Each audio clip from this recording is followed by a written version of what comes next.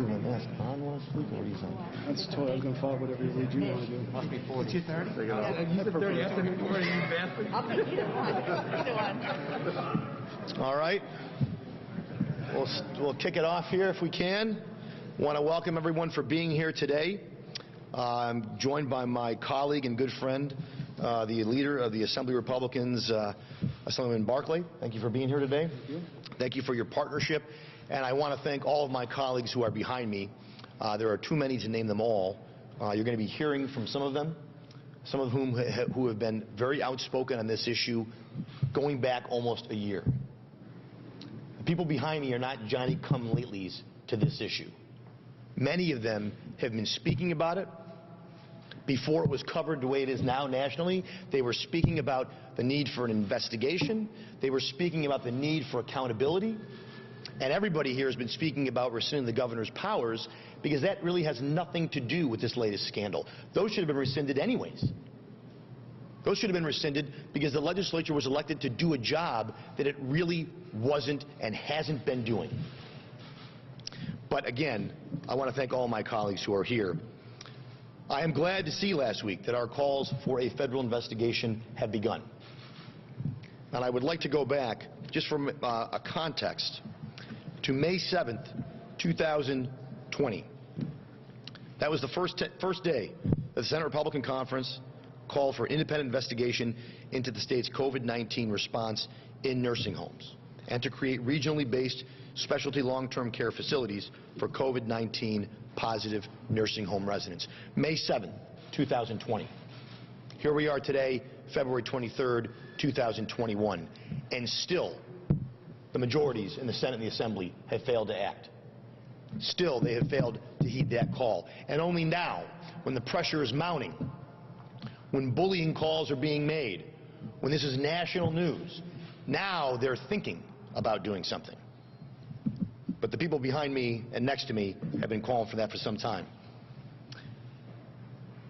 Again, I'm glad to see that there's a Department of Justice investigation going on, but the reason we're here today is that does not absolve the legislature from doing its job, from doing the job that we were elected to do, which is to provide oversight and hold the executive accountable. Just last week, 14 members of the Senate Democrat majority, and I know some in the Assembly majority as well, but 14 senators in the Democrat majority said they would support the immediate rescinding of the governor's emergency powers. Now, for those who are keeping score at home, 14 plus 20 is 34, which is 2 more than it takes to pass something in the New York State Senate. We have votes to spare. They sent a letter. And today we're going to find out just how serious they were, because I'm going to be introducing Senator Biaggi's bill as a hostile amendment on the floor today for a straight-up vote. If they are serious, we can do it today. We don't need to wait. We don't need to create some political commission. And you've all covered Albany for long enough. How many commissions that we've ever created have ever done anything they were created to do? None. None. This is CYA. This is politics. That's it. Creating a partisan, one-party commission with not one Republican voting member on it. Give me a break. We need the immediate rescinding of those powers. And we intend to see just who's serious about that today in the Senate and in the Assembly. I'd also like to note that to date, the legislature, not one subpoena has been issued to the governor on this issue. Senator Skoufis shot down Senator O'Mara, turned off his microphone, turned off an elected senator's microphone during a hearing when he made a motion for a subpoena. Senator Serino, who could not be here today, but Senator Serino did the same in the Aging Committee, and of course it was ruled out of order by Senator May. And it's important because Senator May and Senator Skoufis were in the top secret meeting with the governor and his folks a week and a half ago. And of course, when they emerged from that meeting, they said nothing about what was said until it was in the New York Post. And I want to read a quote from the governor. He said, if I can find it, there it is. He admitted last week when he was on camera pushing the blame to the Democratic senators, if they really wanted the information on nursing homes, he said, I understand some people feel that way, but then why didn't you send a demand letter? Why didn't you send a subpoena? If you really wanted it, that's what you would have done. That might be the only true statement we heard from the governor last week, but I promise you, that is the truth. That is the truth. So we are here today. We're going to be introducing the Senator Biaggi bill in the Senate. I know my colleague in the Assembly is going to do the same. We are glad that there's a federal investigation. There should be an immediate rescinding of the governor's powers, not because of this. Not because of this. This should have been done months ago. The Senate Republicans have introduced the resolution to rescind his powers 14 times this year alone, twice last year, 16 times. Every single one of those times, it was voted down by every single Democratic senator. We'll see what happens today. But at this time, I want to call up my colleague in the Assembly, a good friend, someone who's been out front on this issue, and that is Leader Will Barkley. Thank you very much, Leader Ort. Good afternoon to everybody. I do want to thank Leader Ort for the great leadership he's provided in the Senate, but throughout the state on this issue and so many other issues. I also want to recognize Mary Beth Walsh, Assemblywoman Mary Beth Walsh, who's going to say a few words for us. And we also have our pro tem in the Assembly, Andy Goodell, who's also going to say a few words on this issue. But most of all, I want to thank the Republican Assembly Conference for pushing for this. As the leader said, this is not a new issue for us. The Assembly Republicans, along with the Senate Republicans, have been pushing for this issue since late spring. And some people say, why now? Why are you pushing it right now? And I'd say this, better late than never. Better late than never. You know, we ended up granting these executive powers to the governor for two reasons. One, we thought the governor could act faster, and we thought he could do it in the matter of public health. He could act fast in the matter of public health. Well, certainly speed. We didn't know at that time whether the legislature was even going to be able to convene. Since that time, we've been holding session. We can act fast if need be in the state legislature. So that reason for giving the executive powers is no longer there. Secondly, public health. And you look at the governor's record on public health, it's not that good.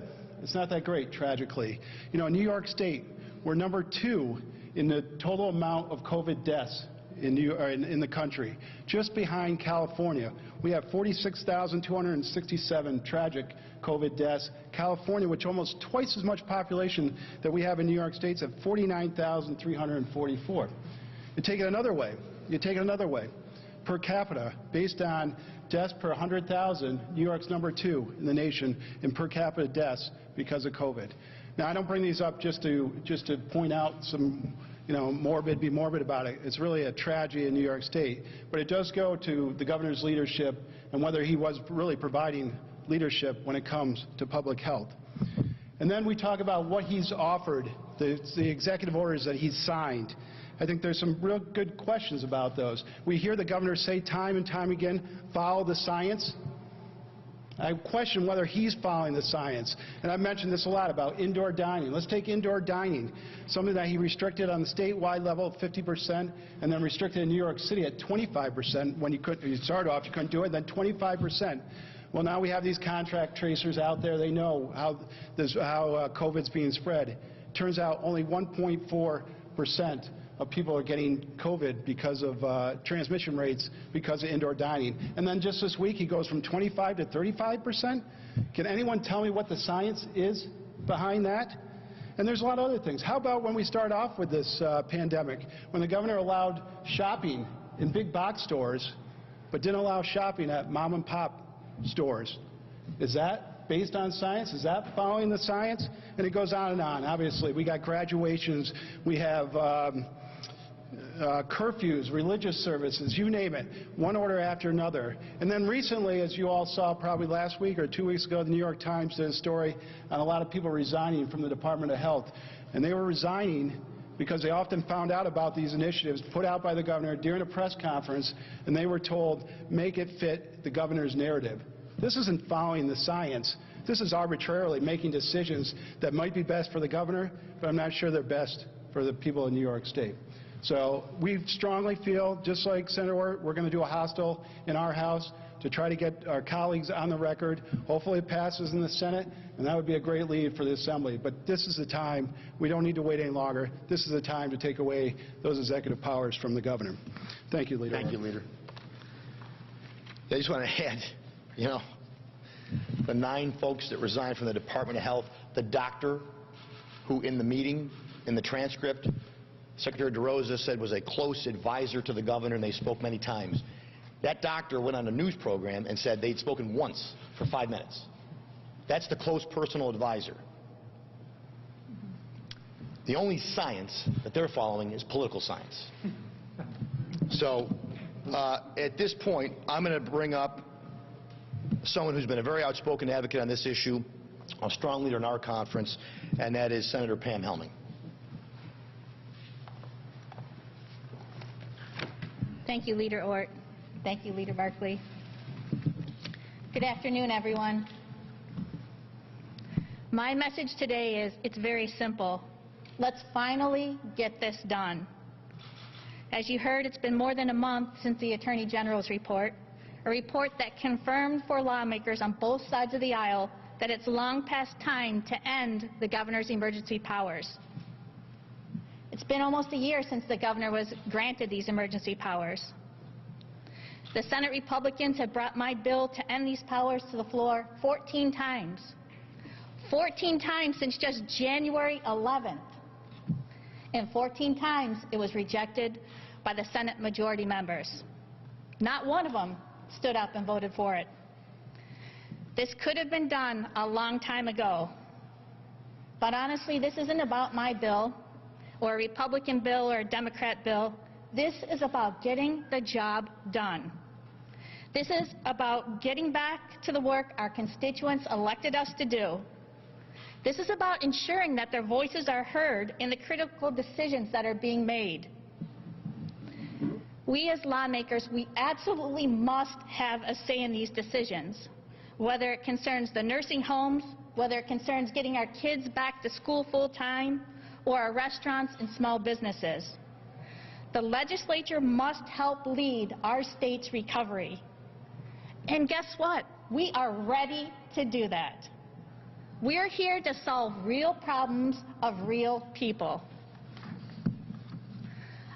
I'll work just like the people behind me with any of my colleagues, Democrat or Republican, to get this done. I just want to mention that I stand before you right now not only as a senator, but as someone who recently lost 2 loved ones, 2, living in nursing homes.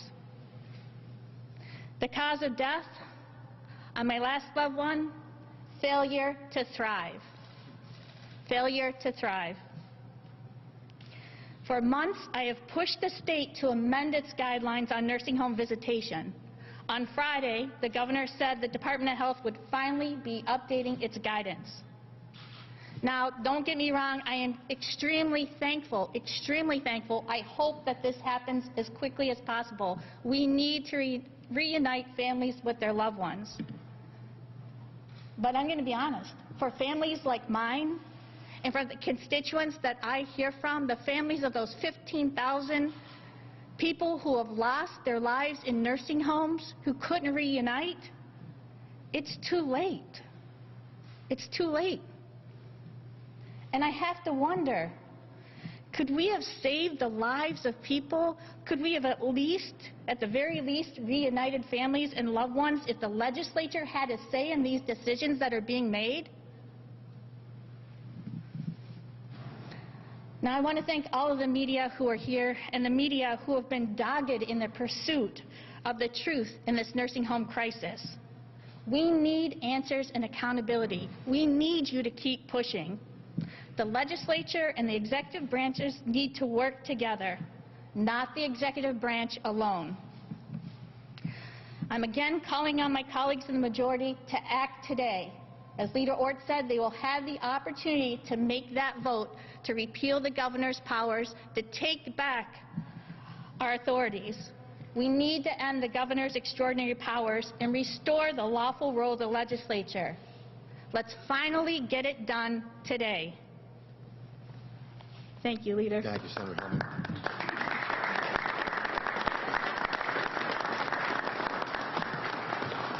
Next up, we're going to hear from Assemblywoman Mary Beth Walsh.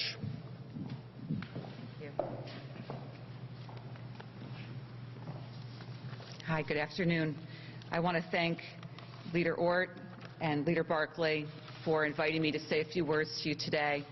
And I'm going to try not to be repetitive, although it is interesting, isn't it, that I would venture to guess that if you spoke with almost anybody behind me, we would all be making essentially the same points as have already been made.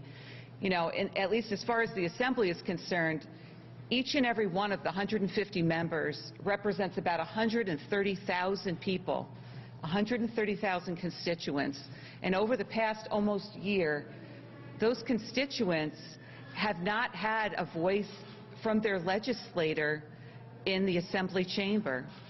You know, we were hastily briefed, I would say. The Senate and Assembly minorities were hastily briefed right before the vote came up on the $40 million of immediate COVID relief that was tied to the increase in the emergency powers granted to the governor.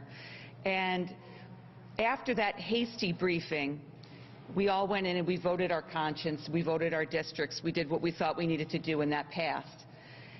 After that, I have to say that I got more information from the governor's daily press briefings as any one of my constituents did. I had no special information that was being conveyed to me. I was forced to basically advocate by letter writing, and I wrote them, and we all wrote letters to the governor constantly asking about all of these arbitrary rules that were being issued. Well, why are you doing it this way? Why can't you consider opening this? All of the hundreds and thousands of unemployment claims that we all worked on. So it wasn't like we weren't working, but we weren't working in the chamber. We weren't working to do the work of legislators as a co-equal branch of government, and that's really what's been missing. So today, as we mark nationally a very grim milestone of 500,000 deaths, and we have to very soberly, seriously think about that, about the loss of life. We also need to move forward. We need to carve a path forward, and I think the most important thing to do right now is to get back to the regular business and functioning of this government. We haven't had it for almost a year, and I think that we're ready to do it. You know, over the last 5 or 6 weeks, we've shown a decrease in the COVID in our state, in our country, and we are starting a process of vaccination. We are moving in a positive direction, and I think that although there was support for the governor to receive extraordinary powers at the beginning of this pandemic, that time has long since passed. So I'm here today to join with my colleagues both in the Assembly and the Senate to say, enough. It's time. It's past time. And it's not political. It's just doing our jobs as legislators for the people who put us here. Thank you.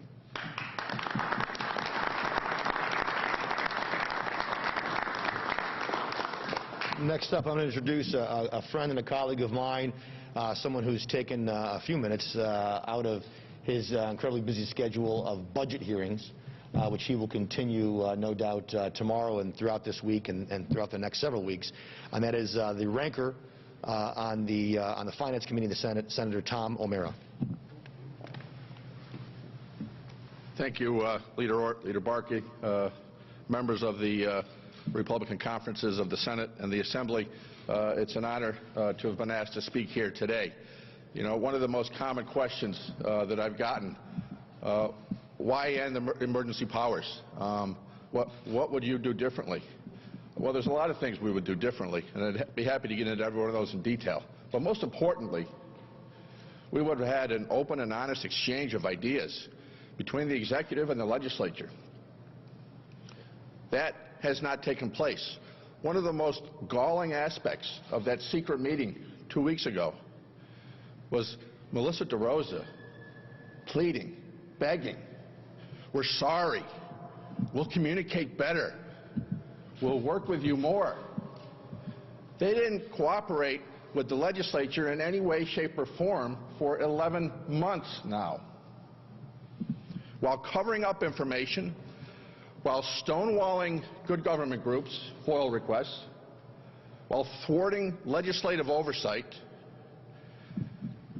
and the majority's allowed it to continue longer, not issuing subpoenas that I demanded in committee and demanded openly and publicly for a long time, as many of my colleagues here did.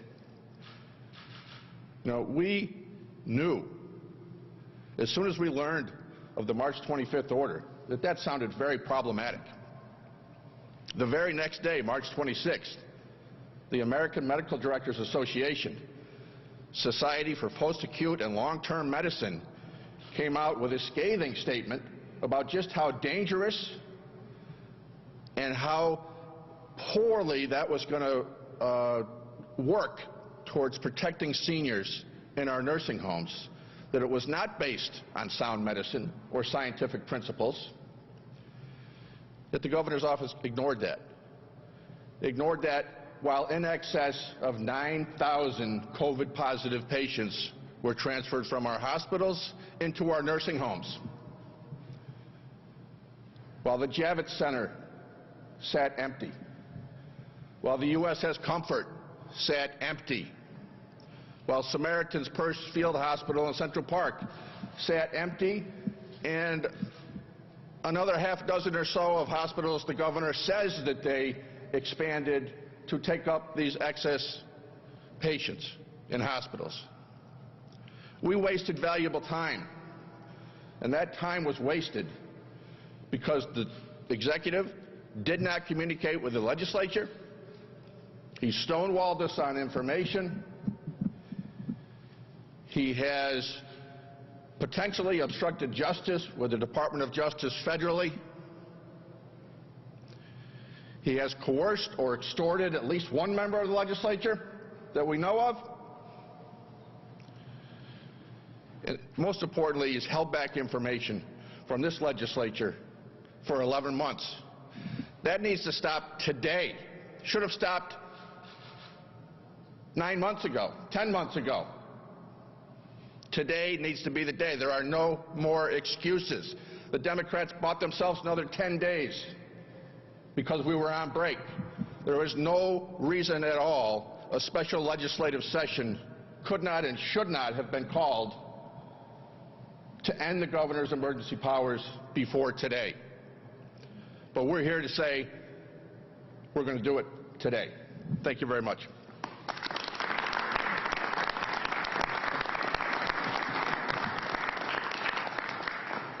Lastly, we'll hear from the floor leader in the Assembly, an articulate defender of his conference's position, and someone who I know from Western New York, and that is Assemblyman Andy Goodell. Thank you, Senator.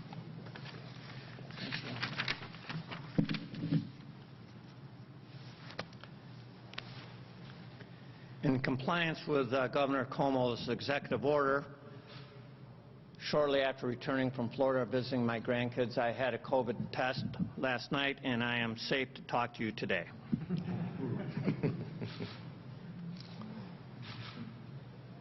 Therein ends my compliments to the governor.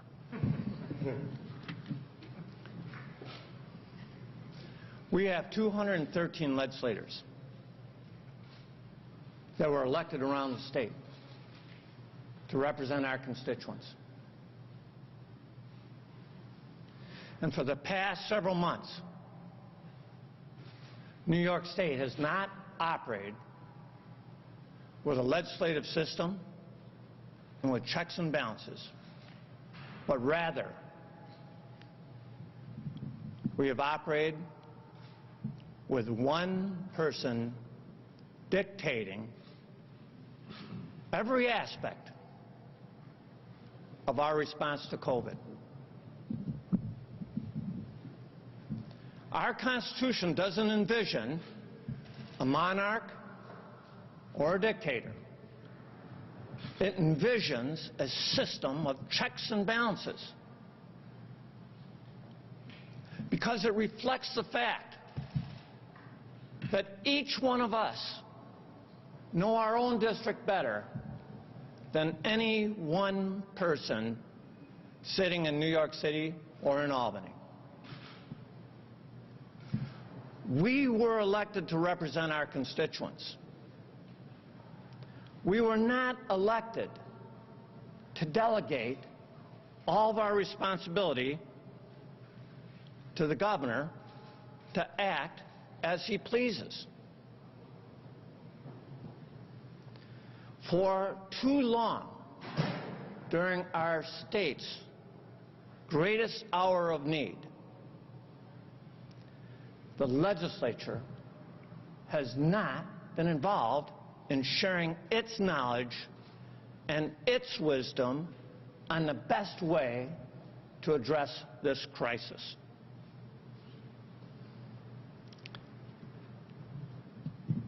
This is really not about politics. It's really about people. It's about the thousands of people who were exposed to COVID in our nursing homes and the hundreds and hundreds of victims. It's about the thousands and thousands of small businesses that were shut down across this state by executive fiat with no flexibility or discretion. Businesses in my district were shut down and thousands of people were laid off when we didn't have a single confirmed case.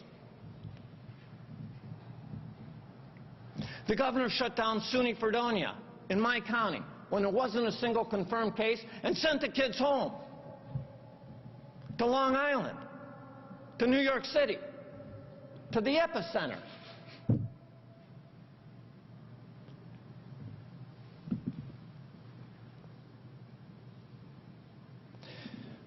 In the Assembly, we have supported the efforts in the Senate as well, and we have introduced legislation. And the legislation said, Governor, after 30 days, you need to call the legislature back into session, and we need to sign off on what you're doing. And Governor, these executive orders have to be county by county. And Governor, you've got to provide basic due process so that when a business is shut down, they can ask, why me? And twice, our Democrat colleagues have voted to refuse to consider the legislation. I am joining in asking my Democrat colleagues to put the interests of the people first. Don't put politics first, put the interests of people first. Put your constituents first. Step up to the plate, exercise your legislative responsibilities, and let's move forward with a democratically formed government with checks and balances, focusing on the future of New York State. Thank you.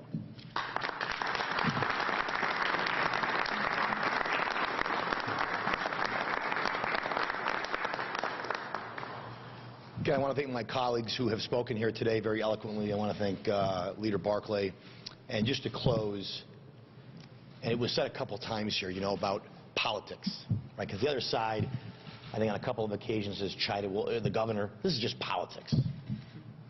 Keep in mind, we are calling for the rescinding of the governor's powers and the reestablishing of the legislature as a co-equal branch of government. The legislature is controlled by the Democrats. This is not a partisan issue. This is the belief in our conference that the legislature has an important role to play.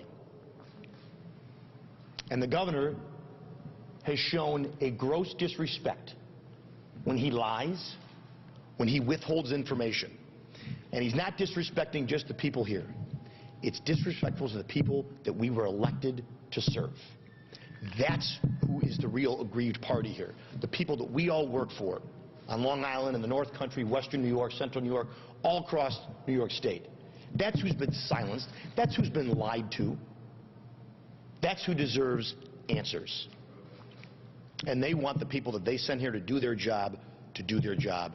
And today, we have an opportunity to do just that. So with that, I want to thank all my colleagues, and we'll certainly take any questions.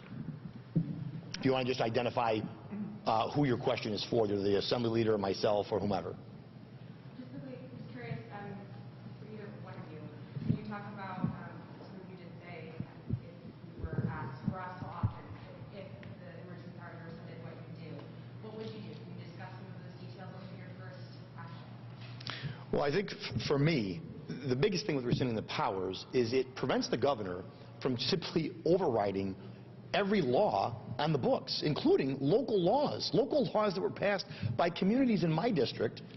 And under the current order, the broad powers that were passed, he can supersede or override all those laws. So I think part of it, to me, is reestablishing that you can't do that. One person cannot, with the stroke of a pen, just override local laws that were passed by those communities, laws that were passed by this body. You want to change that law? Come back and tell us why. We understand. We're all smart people. Well, you know, we'll get it. We all want to save people. We all want to protect people. But we can protect lives and livelihoods, and I think that's really my anger, or my focus, is it reestablishes a barometer by which laws can be circumvented, and it forces the governor to govern like he should. And by the way, several other states have done just that during this pandemic. You haven't seen, the Congress hasn't gone home, the U.S. Senate hasn't gone home. My God, there would have been anarchy in the streets if that had happened a year ago. But that didn't happen. They showed up, they did their job. Yeah, great points, Leader Ort. I would say, you know, we're calling for the complete repeal of the powers we gave him back in March. Those powers are the proactive ability for the governor to actually legislate. He can still suspend laws. He's always had the power to do that during this pandemic. We're not calling for him to do that. We're calling he can't actively legislate, and if he wants to legislate, he has to do the co-equal branch of government and come back and get our input on it. So that's simple. We're looking at this proactively going forward. We think he made a lot of mistakes in the past. Presumably, if we take away his executive powers, he has to renew those things every 30 days. He wouldn't be able to do it without the legislator's voice being heard.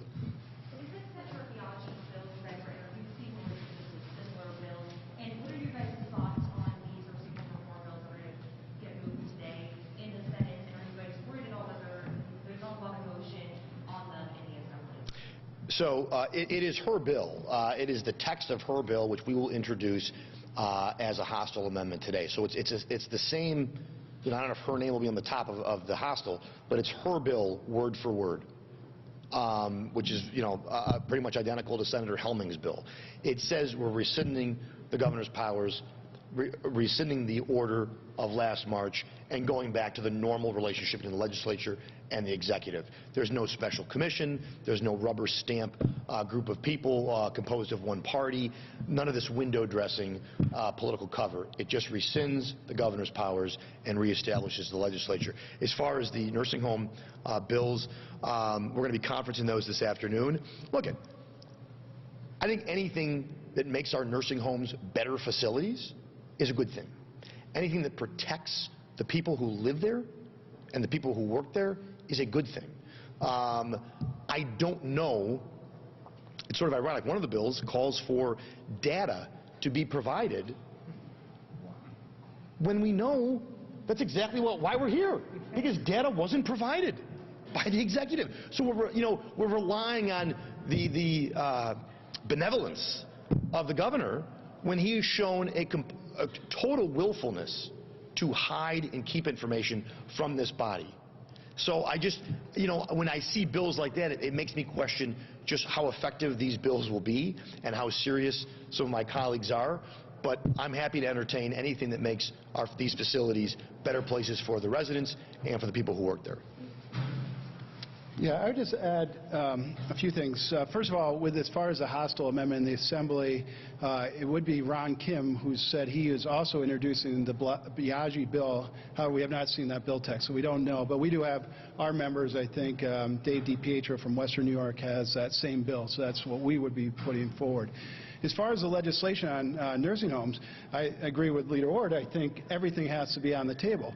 The one thing, though, I would point out, we've been calling for the majority to have hearings on the nursing home tragedy that we have, and for some reason, if we had a clearer picture, we might be able to understand what legislation would be best to prevent these types of tragedies from happening going forward. So I still urge the majorities, whether it's the Health Committee, whether it's the Government Oversight Committee, whether it's the Aging Committee, use your subpoena power. Get out there. Let's have some hearings. Let's find out from the Commissioner of Health what went wrong here. I mean, we have suspicions of what went wrong, but there's nothing like a good hearing to get people on their oath to really find out. And then we can craft really good, well-reasoned legislation to try to prevent the tragedy in the future. Now, the two of you have both called for impeachment of a whole host of things. Has the governor called either of you guys, and have you received a threatening call? And this goes for any of the lawmakers here today. Has the governor or anyone that works for him reached out at all?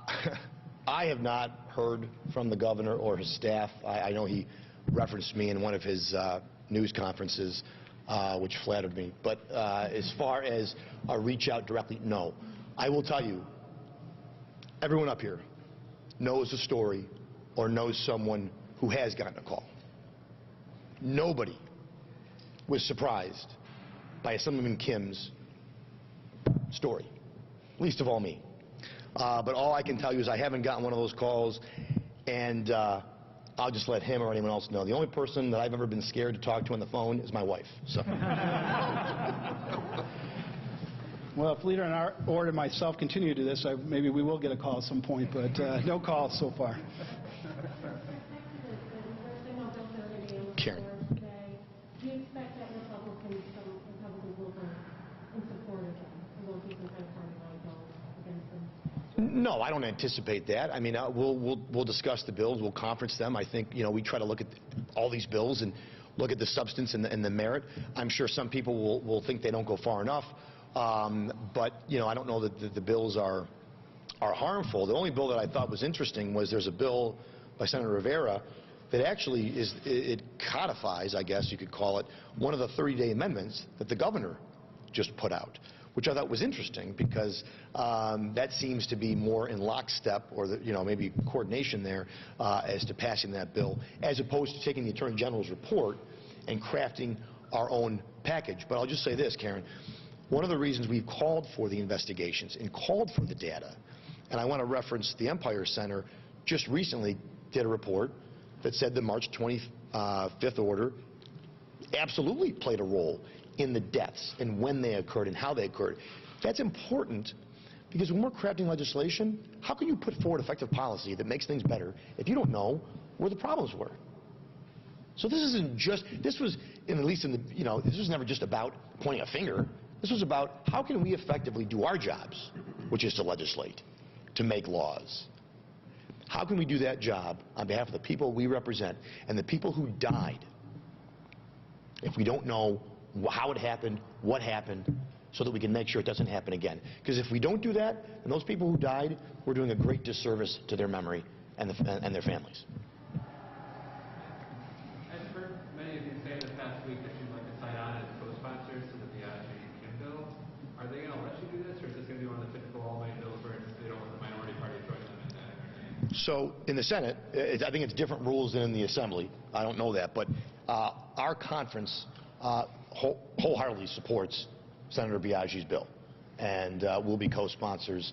In fact, if that's not already done, it will be done. So we voted for basically her bill 14 times. It's just the name on it wasn't Biaggi, it was Helming. Yeah. But they're both... But this isn't about politics. No, this isn't about politics.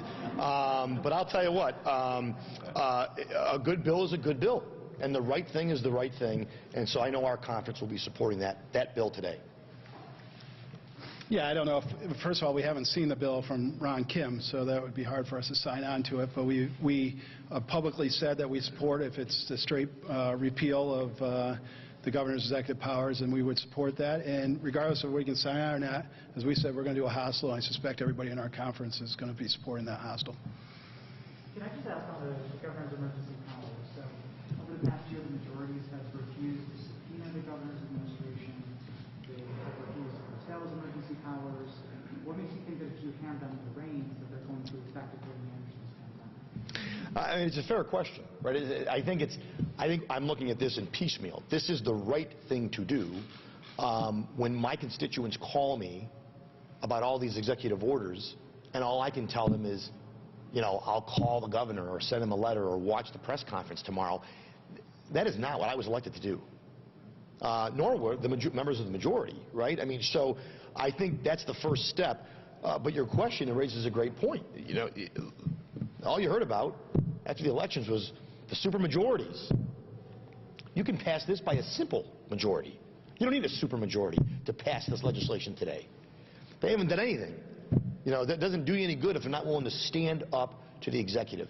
The strongest political will since I've been in Albany has been the governor. It's time the legislature find its political will of its own. We hope today is that day. Agreed, and frankly, I don't know if we can do much worse. I mean, I ran through what the COVID deaths were in New York State. They're not good. It's tragic, really. And so the one thing I would say that we strongly oppose, and I assume the Senate minority opposes, is some sort of commission where you're just transferring the executive power to the legislative leaders, and that would still cut out the rank and file members. And we strongly feel that's why we want just a straight repeal of the governor's executive powers. Everybody ought to have a voice in that, and we make our case just like we do on any piece of legislation. Thank you, guys. Thank you. Thank you, guys. There he is. How you doing, buddy? Yeah. I figured you were looking at this. I was still sore from snowmobiling.